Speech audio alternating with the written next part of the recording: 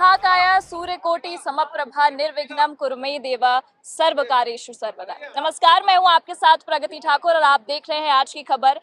श्रद्धा का जो समागम है वो बप्पा के आगमन से ही शुरू हो जाता है। गणेश चतुर्थी की धूम लगातार मची हुई है और कह सकते हैं कि बप्पा आते हैं और अपने भक्तों के विघ्न को हर जाते हैं।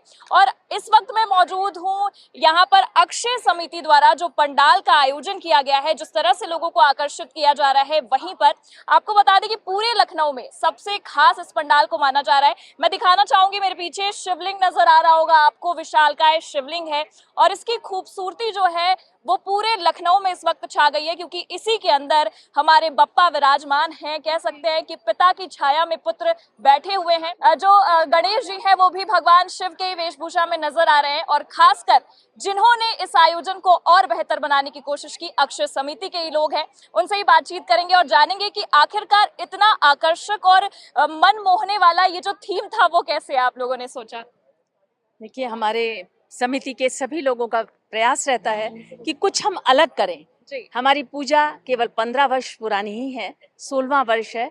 ये सर्वसम्मति से लोग मानते हैं कि हम एक ऐसी पूजा का आयोजन करें जो कि अनोखी हो, जो लखनऊ में अपना एक अलग मुकाम हासिल करे।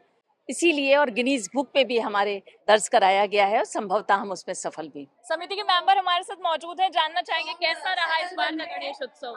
जी, हम लोग का ये 15वां गणेश उत्सव है।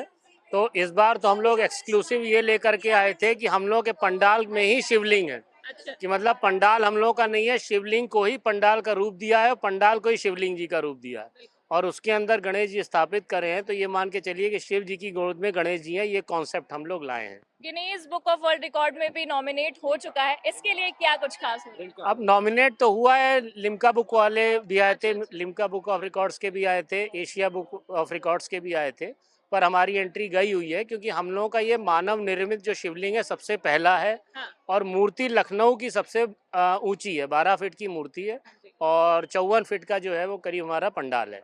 अच्छा, आखिरी सवाल रहेगा, अब समापन की ओर जा रहा है। अभी हमने और लोगों से बात की थी, उनका मानना है कि विश्राम करने बप्पा जा रहे हैं, फिर अगले साल और अच्छे से आगमन होगा। तो ये फीलिंग कैसी, क्योंकि आते वक्त तो बहुत उत्साह होता है। देखिए, हम लोगों का ये है कि हर साल होता है तो विदाई हम लोग कहते हैं, इसको विसर्जन नहीं कहते हैं।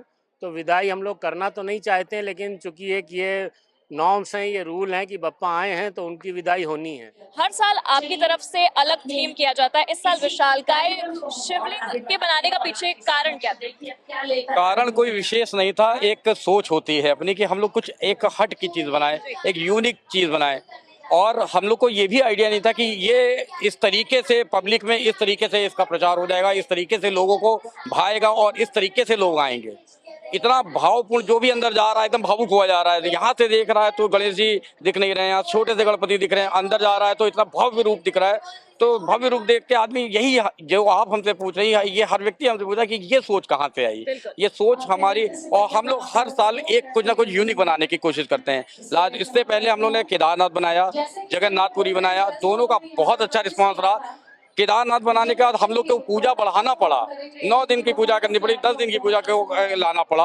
और अब जाके जो शिवलिंग है ऐसा बना है कि जिधर निकल जाओ, भैया आपने ये क्या बनाया है, आप लोगों ने, आपकी समिति का ये सोच कहाँ से आई, ये तो हम लोग भी इसका जवाब नहीं दे पा रहे हैं। ये सब भगवान की कृपा है, बाबा की कृपा है, उनकी प्रेरणा से सब कुछ होता है। आशीर्वाद बाबा का रहेगा। और क्योंकि सबसे अलग यहाँ पर ये था कि सबसे पहले आपको भगवान शिव के दर्शन होंगे, फिर आप अंदर जाएंगे तो भगवान गणेश के दर्शन होंगे और भगवान गणेश को देखने के बाद भी उनमें भी भगवान शिव झलक रहे हैं। उनकी सजावट इस तरीके से की गई। हम लोग का एक, जब ये बन रहा था तो एक चीज हम लोग के दिमाग में ये आई कि भगवान शिव चूंकि गणपति महाराज के पिता हैं और पिता और पुत्र का एक रिश्ता दिखाने की कोशिश थी।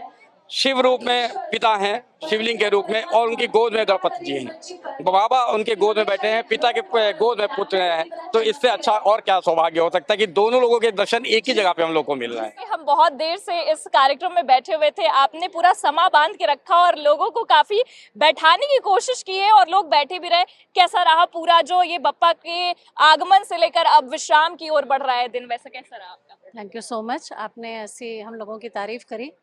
देखिए, मुझे लगता है कि जहाँ ईश्वर होता है वहाँ आकर्षण और सम्मोहन दोनों स्वयं में उत्पन्न हो जाता है।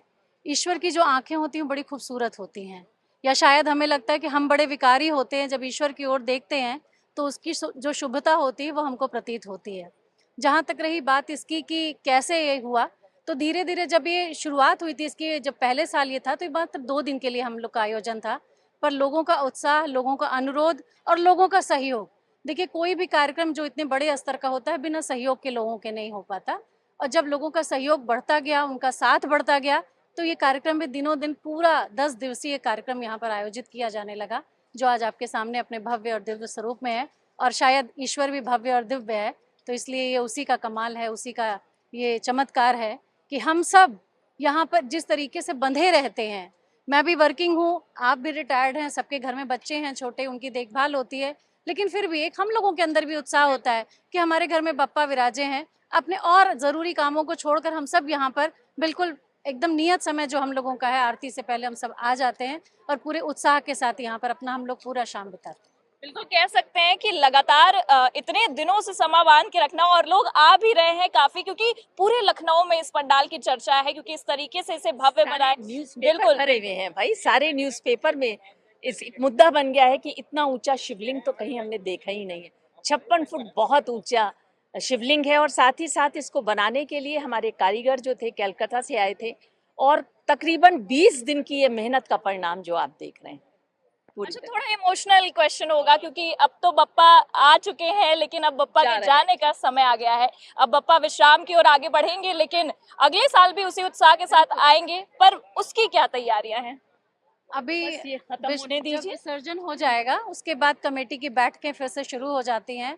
और जैसे अभी आपने कहा ना कि इतना ऐसा विचार क्यों आया, आपका पहला प्रश्न ये था कि विचार क्यों आया, तो मुझे लगता है कि आज के समय को देखते हुए जब बच्चे अपने माँ बाप की उंगलियों को छोड़ दे रहे हैं, तो बप्पा चूंकि भगवान शिव शंकर के औरस पुत्र हैं, तो मुझे लगता था कि ये थीम सबसे बेस्ट था, ये लोगों को समझाने के लिए, सामाजिक संदेश देने के लिए कि अपने माँ बाप को, अपने माँ बाप की उंगलियों को कभी छोड़ो नहीं, हमेशा उनकी छाया में रहो, तभी आप आगे बढ़ते रहोगे, तभी आप आनंद और तरक्की की राह पे आगे बढ़ोगे। बिल्कुल कह सकते हैं कि पिता पुत्र के प्रेम को दिखाया गया है, और ये विशालकाय शिवलिंग इस वक्त पूरे लखनऊ में चर्चा का विषय बन गया है, क्योंकि अक्षय समिति ने जो थीम सोचा वो काफी, अगर हम देखें तो किसी ने इसकी कल्पना नहीं की थी, लेकिन कल्पना से विपरीत जाकर अक्षय समिति ने इस बार भी धूम मचाई है, और लोग इसकी ओर आकर्षित हो रहे हैं। लगातार यहाँ पर देखें तो लोगों का जन सैलाब उमड़ रहा है, एक एक करके लोग आ रहे हैं, बप्पा के दर्शन कर रहे हैं।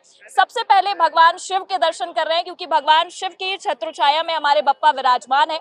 और आपको ये भी बता दें कि आप जब यहाँ आएंगे तो सबसे पहले आपको बाहर से ही भगवान शिव का दर्शन हो जाएगा, फिर अंदर विशालकाय मूर्ति दिखेगी जो बप्पा की मूर्ति है, और वो भी भगवान शिव के ही वेशभूषा में नजर आ रहे हैं।